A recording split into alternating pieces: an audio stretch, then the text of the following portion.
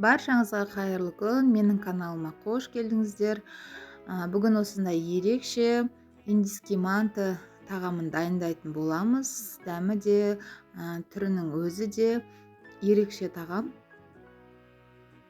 Менімен бірге жасап көріңіздер. Каналыма тіркеліп, лайк басып, пікір жазып, қоңырауша белгісін басып қоюды ұмытпаңыздар.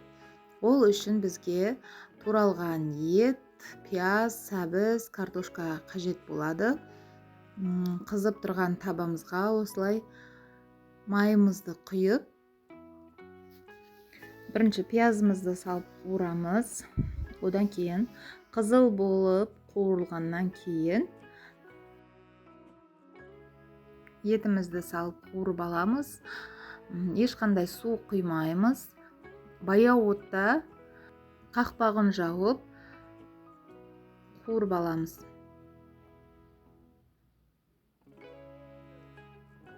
Кішкене етіміз пісіңкірегенге дейін қуырамыз. Одан кейін барып, ет жұмсарғаннан кейін сәбізімізді, қалған картошкамызды салып, барлығын баяу отта қуырамыз. Тұзымызды саламыз, кішкене бұрыш салсаңыздар болады, дәміне қарай. Бірақ ешқандай су құймаңыздар.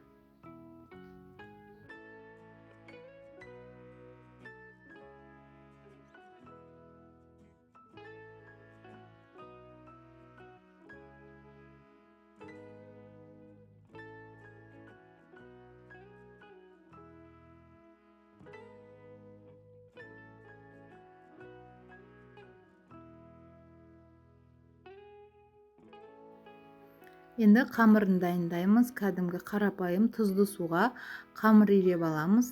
Бір зуала қамыр. Оны кәдімгі жұқа етіп жайып аламыз. Жұп-жұқа болып жайылды. Енді осыған шет майымызды барлық жеріне тигізіп жағып шығатын боламыз. Қолмен жақсаңыздар да болады.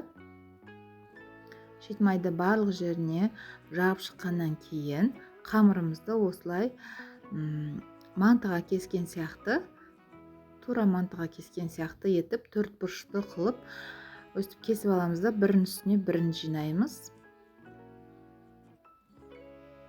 Сөйтіп кәдімгі төрт бұрыштылап кесіп аламыз да, қайнап тұрған мантаварканың листіне салып пісіріп аламыз. 20-25 минутқа піседі. Листті майламай-ақ осылай май жағын керісінше сала салсаңыздар болады қамырларды.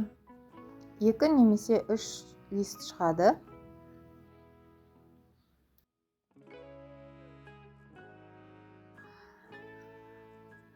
Қамырымыз дайын болды. Енді тамағымызды тарелкаға салатын боламыз. Әдемілеп, мінекей подливімізді осылай шетіне саламыз да, жанына қамырын салатын боламыз.